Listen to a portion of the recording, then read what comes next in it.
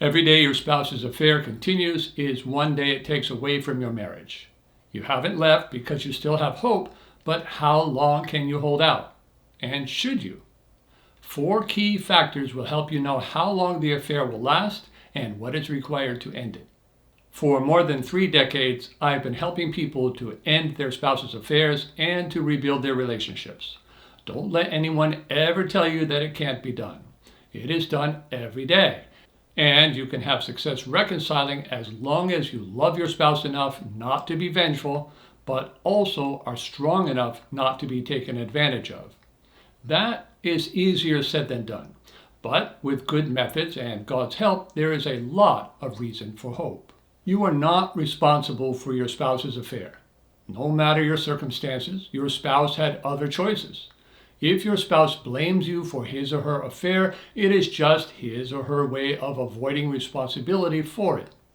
Your spouse's blame is not an indication of your wrongdoing, and even if you did some things wrong, your spouse still had other choices than to cheat on you, like going to counseling or separating as an intervention to make your marriage better. No matter how justified your spouse feels about his or her affair, 2 wrongs don't make a right. Your spouse is never justified in having an affair.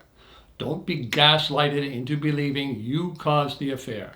Reconciling doesn't always happen in the same way. Not all affairs happen for the same reason, and there is no one-size-fits-all solution for ending affairs. You'll need to use a way that is right for your situation.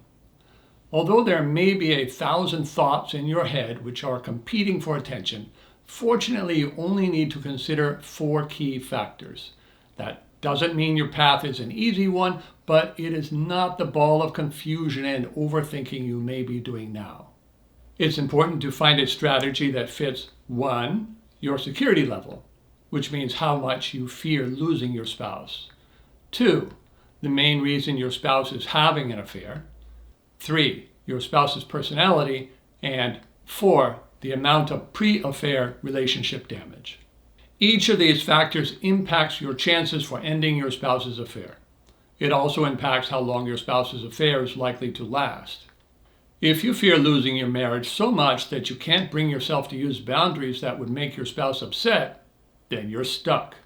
Boundaries always make people upset because they prevent others from being able to continue to hurt us, and it prevents them from being able to have their cake and eat it too. When someone comes to me for help in ending their spouse's affair, their willingness to use boundaries tells me whether reconciling is even possible for them. A client who says, "I would rather divorce than continue to be married to a cheating spouse," has the potential to reconcile. For people who are overly fearful of their spouse's rejection, there may be an initial attempt to use boundaries, but then complete surrender when their spouse threatens divorce. Until they give in on their boundaries, they may not realize how insecure they are. Boundaries are often not a first step, but they are a necessary step. If you are too fearful to risk rejection in order to save your marriage, you have self-work to do first. If your fear is financial, consulting with an attorney could be a good first step. If it is related to childhood abandonment trauma, then individual counseling would be a good way to start to get help. You must get to the place where you love your spouse but don't need your spouse.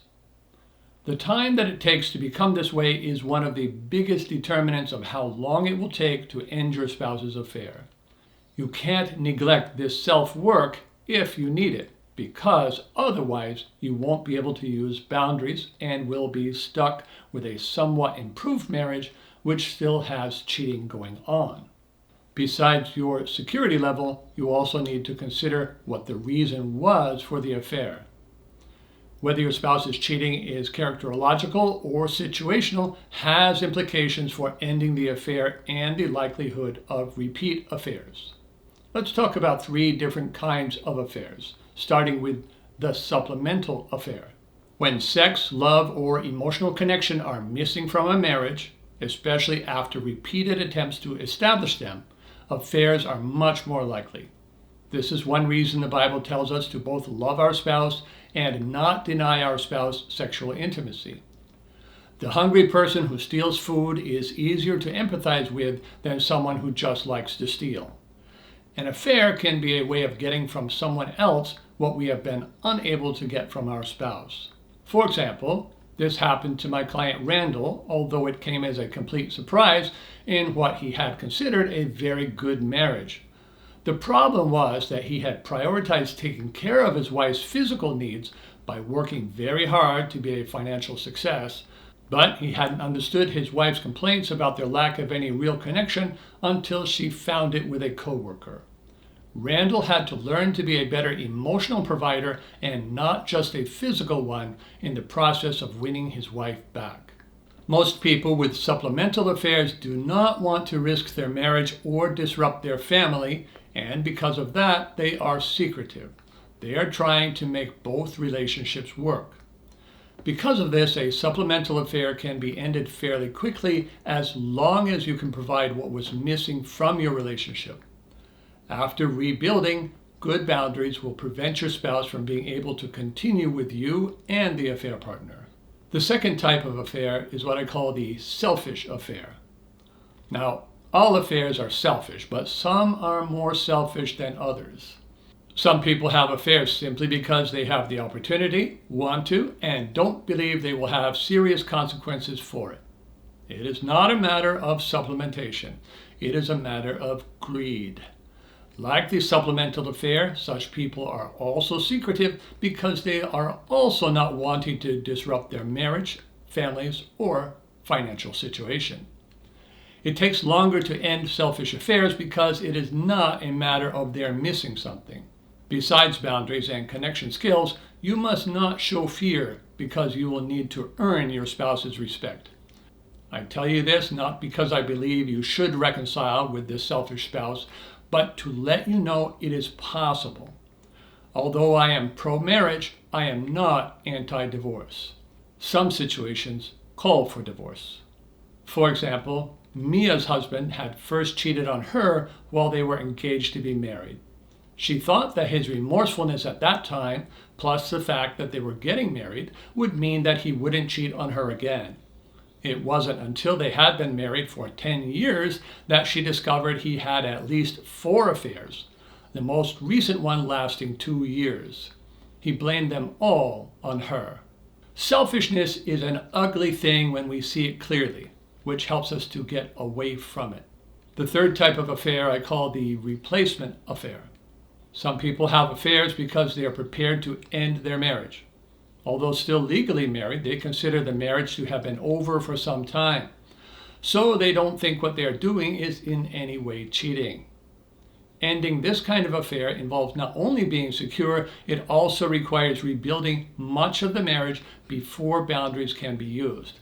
That's because if you use boundaries with a person who no longer cares, they won't be effective. Most of my clients whose spouses are having affairs have this situation. If you are already secure, that reduces the time required, but the relationship still has to be rebuilt a lot before boundaries can be used. Your spouse will, for a while, be able to have his or her cake and eat it too. Until you are the better emotional choice, making your spouse choose is not going to result in reconciling. Let's consider the third key factor, personality. Does your spouse have high or low empathy? You may realize that people with selfish affairs are low empathy people, caring only when they get caught. They are harder to connect with, although they may be very successful and good business partners. People with more empathy are caring and easier to connect with, though they may be very walled off if they have been repeatedly hurt. Their walls can come down if you can do a good job of earning their trust. Consistency is key, as inconsistent behavior or words will keep them walled off. A fourth key factor to consider is how good your marriage was before the affair. The more damage there was in your marital relationship prior to the affair, the longer it will take to end the affair, if it can be ended at all. A spouse who has burned out on a bad relationship is not going to care at all about boundaries. He or she will have no fear of losing the relationship. If the marital relationship was close and strong, The time to end the affair is much shorter. No one wants to lose a good thing.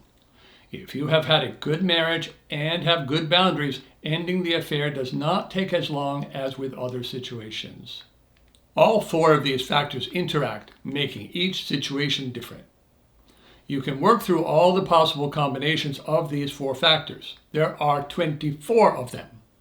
To kind of give you an idea of how this works, let's talk about the shortest reconciling, the longest reconciling, and in between. The fastest reconciling happens when you are secure, your marriage was already good, your spouse is supplementing your marriage, and he or she is empathetic and insecure. Reconciling still takes at least 3 months because trust needs to be rebuilt. The longest reconciling happens when you are insecure, your marriage was bad before the affair, your spouse is selfish, low empathy, and secure. Reconciling won't ever happen in this situation unless you can become secure. Working on becoming secure should be your top priority. Between these two extremes, there are 22 other possible combinations of these four factors. What works for others will work for you only to the extent that these four factors are similar. Please keep in mind that it is your life and you are the one in control. As long as you have choices, then you have control. One choice you need to make is about whether or not to reconcile. The second choice is how you're going to go about it. Making a plan and taking steps every day to see it through will give you more of a feeling of control, and it will help you to reconcile successfully. Going through all the different possibilities for these four key factors can be confusing. If you have been struggling with what to do or are still wondering if it is even possible to reconcile, I recommend a coaching consultation. A one-on-one consultation can give you more clarity and the best first steps towards ending your spouse's affair and reconciling. If you are trying to be patient and loving, don't wait for your patience to run out before you take action. With God, all things are possible, but we still have to do our part.